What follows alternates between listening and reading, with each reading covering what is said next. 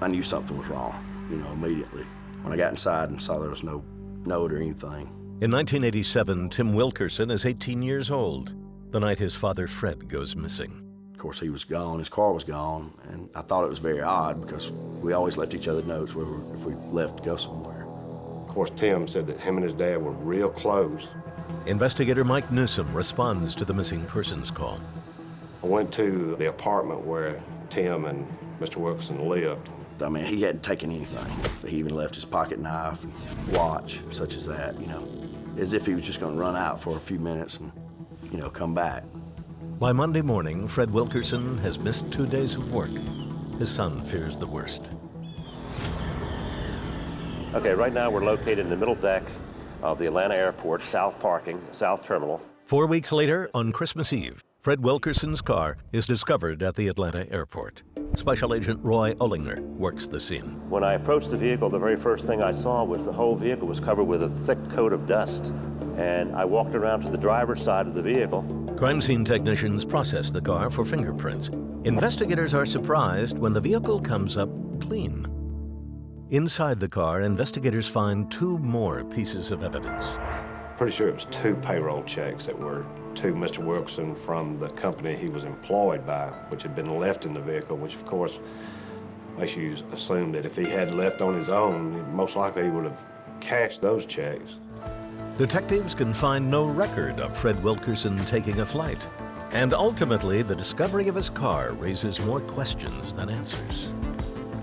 The question, of course, was posed to Tim if he met harm at someone's hand, who would have done it? And Tim related the story about Connie Quedens. Connie Quedens is Fred Wilkerson's ex-girlfriend. Really immediately we knew that Connie was involved, wherever he was at, whatever had happened. At the time of the disappearance, according to Tim, Connie and Fred's relationship had dissolved into a bitter dispute over this ranch house, resting atop 14 acres of rolling Georgia countryside. Daddy bought the property, and then they had it both in both of their names. Tim tells police that the feud began after his father had struck a deal with Connie, signing over his share of the property to her to help her get custody of her children. And he told me that as soon as she got custody of the kids, she would sign that back over.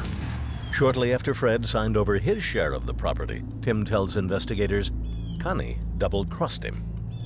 He told me about the relationship, how it went sour, how she kicked him out, called the sheriff's department and kicked him out, and wanted nothing to do with Fred. I knew that he'd filed suit against her and she was served.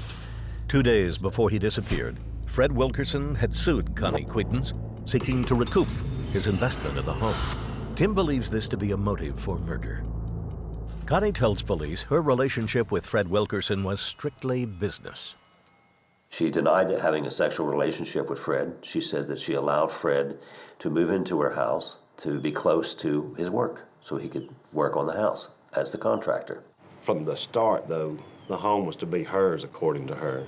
And Fred Wilkerson knew that he had no ownership to it. Detectives have their suspicions about Quedens, but no hard evidence tying her to Fred Wilkerson's disappearance. In the months that follow, records checks show no activity on accounts or the Social Security number belonging to Fred Wilkerson, and a number of sightings turn out to be false leads. Time passes. Wilkerson's fate remains a mystery and soon evolves into the stuff of local legend. Everybody in town, I guess I say that, most people that I talk to. Lee West is a newspaperman. In the spring of 1995, he picks up on a hint of rumor about Fred Wilkerson. The talk around town was that Connie Quedens actually killed him or had him killed or something, and because of the squabble over the property out there. The chatter about Fred picked up after Connie hired a crew to fill in an old abandoned well on the back of her property. That immediately made us think she's covering something up. The local gossip soon becomes local headlines when Connie Quedens takes legal action to declare Fred Wilkerson dead. Oh, we were very upset because, we had nothing to gain by declaring him dead, Connie, on the other hand, has thousands at stake after making 7 years of payments on a life insurance policy for Wilkerson. On May 24, 1995, Fred Wilkerson is declared dead by a Georgia county judge. A few months later, Connie Quedens cashes a life insurance check for $12,000. In May of 2003, we had a storm come through LaGrange, Georgia. All of a sudden, the lights went off in my house. Pete Skandalakis is the district attorney working in Troup County, Georgia. In the spring of 2003, a thunderstorm topples a pine tree, crushing his brand new pickup truck. I walked out, I saw my truck had been crushed by the tree, and I started laughing, and I said, okay, God, why me? Why is this going to happen? I know there's some reason.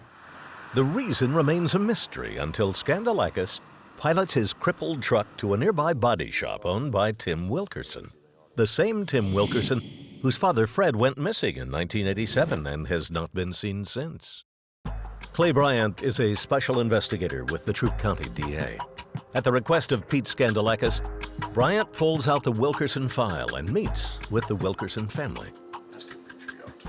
After an hour with them, I was very well satisfied that the man had met with a untimely demise.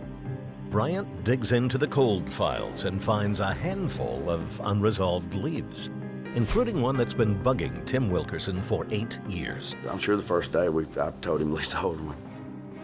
Lisa Holderman is a former friend of Connie Quedens. In 1995, she contacted the Wilkerson family attorney, claiming to have information about Fred's disappearance.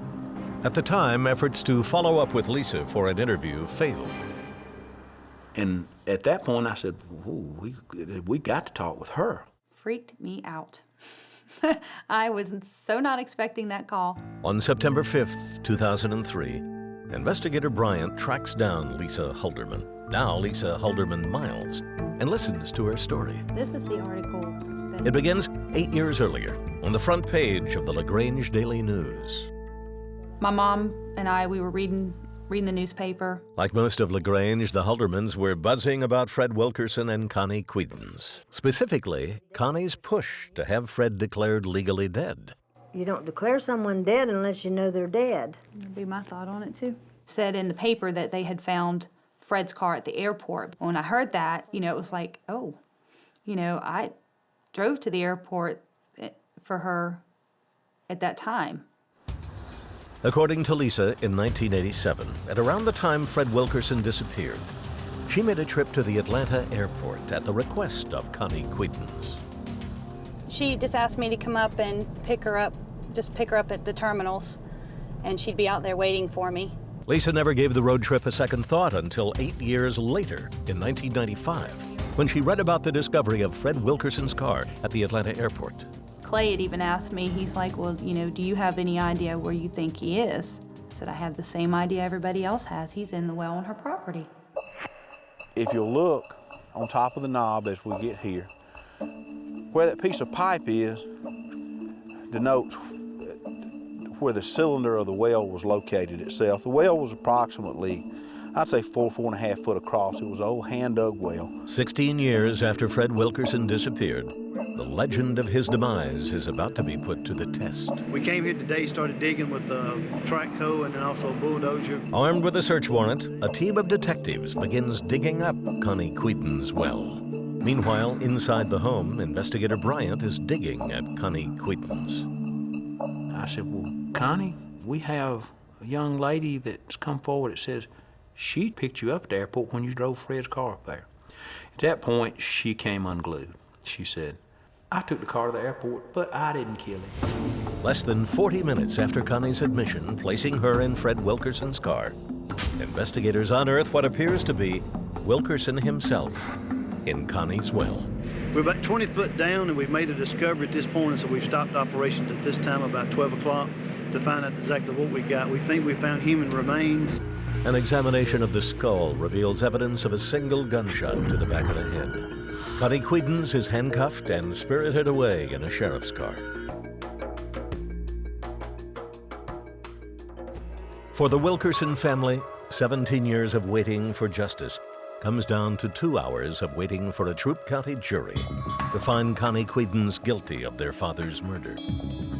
Quedens draws a life sentence, but under Georgia statutes in effect at the time of the crime, She will be eligible for parole in 7 years. However, the Board of Pardons and Paroles has discretion on whether or not to parole her. And what they would do in this case is look at the fact that for 17 years, she has gotten away with murder, and I doubt very seriously if the Board of Pardons and Paroles will release Ms. Quedens in the near future, if ever at all.